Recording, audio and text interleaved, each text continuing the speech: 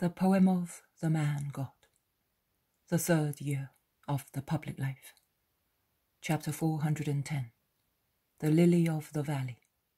8th of April, 1946. The apostolic group has left the plain behind, and along hilly roads, among mountains and valleys, it is going towards Jerusalem. To shorten the journey, they have not taken the main roads, but solitary, tiring shortcuts, which are, however, very quick. At present they are in the bottom of a green valley, rich in waters and little flowers.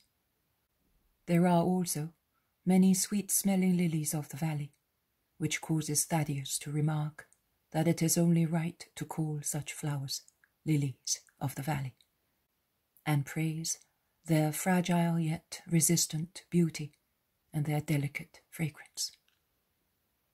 "But they are upside-down lilies," remarks Thomas. "They look down instead of looking up." "And how tiny they are! We have flowers which are more pompous than those. I do not understand why they praise them so much," says Judas scornfully, striking a little tuft of lilies of the valley in flower. "No, why? They are so gentle-looking," intervenes Andrew, defending the poor flowers, and he bends to pick up the broken stems. "They look like hay, nothing else. The agave is more beautiful. It is so majestic and imposing, worthy of God and of flowering for God." "I see God more in these minute chalices. Look how graceful they are, indented, so concave. They look like alabaster, pure wax, and they seem to have been made by very tiny hands. Instead, it was the immense one who made them. Oh, power of God!" Andrew is almost ecstatic in contemplation, meditating on flowers and the perfection of the Creator. "You look like a poor little woman suffering from nervous trouble," teases Judas of Kerioth, laughing maliciously. "No, in actual fact, I also, and I am a goldsmith and thus an expert in the matter, I also find that these stems are perfect. It is more difficult to reproduce them in metal than it is to reproduce an agave, because you ought to know, my friend, that it is the infinitely small that reveals the ability of a craftsman. Give me a stem, Andrew, and you, whose goggle eyes admire only grand things, come here and look. Which craftsman could make cups so light and perfect as these, decorating them with those tiny topazes down there in the bottom, and joining them to the stem by means of this graceful curved filigree? It's wonderful. Oh, what poets have risen among us! You too, Thomas. So I am neither a fool nor a poor little woman, you know. I am an artist, a sensitive artist, and I am proud of it. Master, do you like these flowers? Thomas asks Jesus, who has been listening without saying anything. I like the whole of creation, but these flowers are among the ones of which I am particularly fond. Why? Ask several apostles, and at the same time Judas asks, Do you like vipers as well? And he laughs. Yes, they also serve. What purpose? Ask many. To bite, says Judas, laughing offensively. In that case, you should like them very much, retorts Thaddeus, interrupting Judas's laughter with a very clear allusion. The others are now laughing at the witty remark. Jesus does not laugh. On the contrary, he is pale and sad. He looks at his 12 apostles and particularly at the 2 antagonists who are watching each other, one angrily, the other severely, and he replies to them all in order to reply to the Iscariot in particular. If God created them, it means that they serve. Nothing in creation is useless or entirely harmful. Evil only is clearly and solely noxious, and woe to those who allow it to bite them. One of the effects of its bite is the inability to tell good from evil. Then there is the deviation of reason and of conscience led astray towards evil things, and then spiritual blindness, because of which, Judas of Simon, one does not see the power of God shine on things, even when they are tiny. And his power is written on this flower, through its beauty and scent and its shape, which is so different from any other flower, and through this drop of dew, which trembles and glitters, suspended on the waxen edge of the tiny petal, and seems a tear of gratitude to the Creator, who made everything well, useful and varied. But it is written that everything was beautiful for the first parents, until their eyes became opaque with sin. And everything spoke to them of God, until the fluid, which distorted their capacity for seeing God, was instilled into things, or rather, into their eyes. Even nowadays, the more the Spirit is the sovereign in a human creature, the more God reveals himself. Solomon sang the wonders of God, and so did David, and yet their spirits were not their sovereigns. Master, I caught you out this time. How impudent you are! How dare you say that? Let him speak.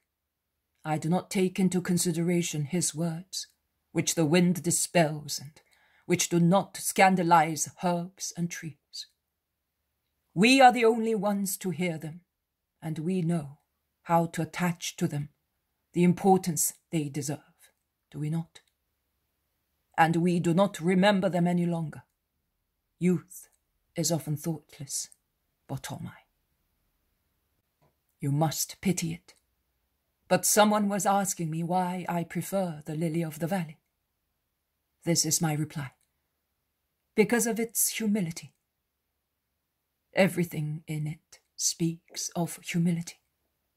The spots it loves, the attitude of the flower. It makes me think of my mother, this flower, so tiny, and yet how sweet is the perfume of one flower alone. The air around it is scented by it. My mother also, humble, reserved, unknown. She asked only to remain unknown. And yet the perfume of her holiness was so strong that it drew me from heaven. Do you see a symbol of your mother in that flower? Yes, I do, Thomas. And do you think that our ancestors foresaw her when they praised the lily of the valley? Asks James of Alphaeus. They compared her then with other plants and flowers, with the rose, the olive tree, and with the most gentle animals, turtle doves, wood pigeons.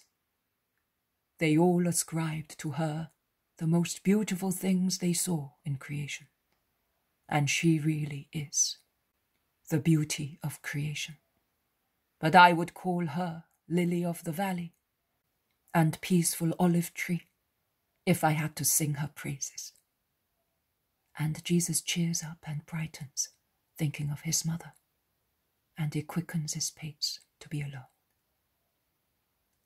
They continue to walk, notwithstanding the heat of the day, because in the hollow of the valley there is a succession of trees protecting from the sun. After some time, Peter lengthens his stride and joins the master. He calls him in a low voice. My master? My Peter. Will I disturb you if I come with you? No, my friend. What have you so urgent to tell me, that it compels you to come to your master? A question, master. I am an inquisitive man. So? Jesus smiles, looking at his apostle. And I like to know many things. Which is a fault, my Peter. I know, but I do not think that it is a fault this time. If I wanted to know something unbecoming or knavish actions, so that I might criticize who did them, Oh, in that case it would be a fault. But you know that I did not ask you whether Judas was somehow connected with your being called to Bether, because... But you were dying to know. Yes, that's true. But it is a greater merit, isn't it? It is a greater merit, as it is a great merit to control oneself. It proves in him who behaves thus real good progress in spiritual life, real active understanding and assimilation of the lessons of the Master. Is that so? And are you glad? Oh, Peter, why ask me? I am more than happy. Are you really? Oh, my master! Then is it your poor Simon who makes you so happy? Yes, it is. Did you not know?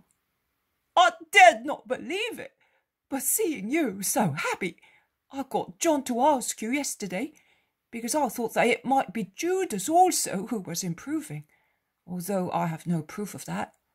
But I may be a bad judge. John told me that you said you were happy because there is one who is becoming holy. Just now you told me that you were happy because I am becoming better. Now I know. The one who makes you happy and cheerful is me. Poor Simon! But now I wish my sacrifice could make Judas change. I am not envious. I would like everybody to be perfect, to make you perfectly happy. Shall I succeed? Confide, Simon. Confide and persevere. I will. I certainly will, for your sake, and for his as well, because I am sure that he cannot be glad to be always like that. After all, he could be my son. Actually, I prefer to be Marciam's father, but I will be a father to him, working to give him a soul worthy of you. And of you, Simon. And Jesus bends and kisses his hair. Peter is overjoyed. After some time he asks, Are you not telling me anything else? Is there no more good news? A flower among the thorns, which you find everywhere? Yes, there is. One of Joseph's friends who is coming to the light. Really? A member of the Sanhedrin? Yes, but we must not tell anybody. We must pray and suffer for that purpose. Are you not asking me who it is? Are you not anxious to know? Very much so, but I am not going to ask you. A sacrifice for the unknown man. May you be blessed, Simon. You are making me really happy today. Continue like that, and I will love you more and more, and so will God. Now let us stop and wait for the others.